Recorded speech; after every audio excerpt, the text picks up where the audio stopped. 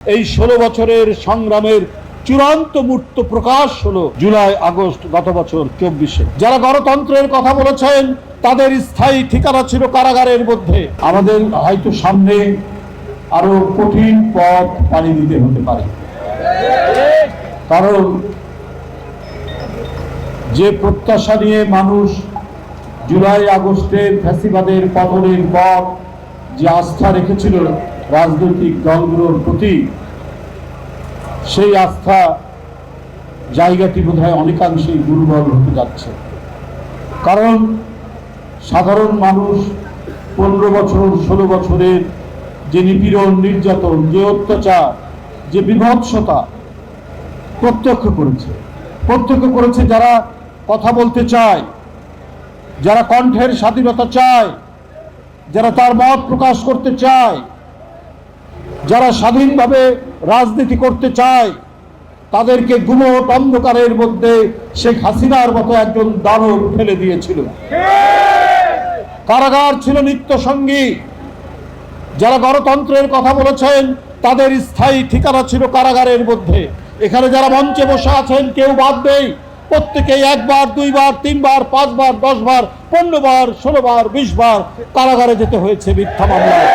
শুধু তাই নয়, যারা আরো সাহসী, যাদের পদচারণা আরো দৃপ্ত ছিল, যারা রাজপথে পুলিশের ব্যারিকেড ভেঙে রাস্তায় নামতে দ্বিধা করেনি,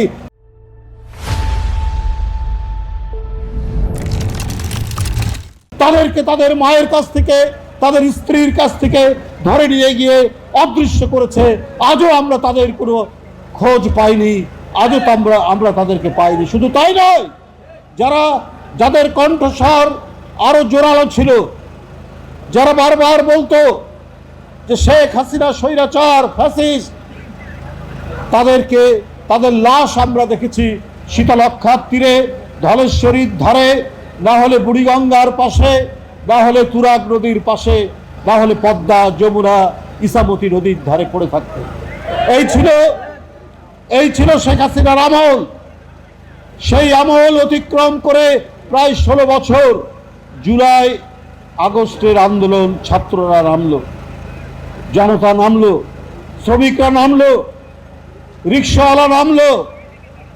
তাদের এই 16 বছরের সংগ্রামের চূড়ান্ত মূর্ত প্রকাশ হলো জুলাই আগস্ট গত বছর 24-এ।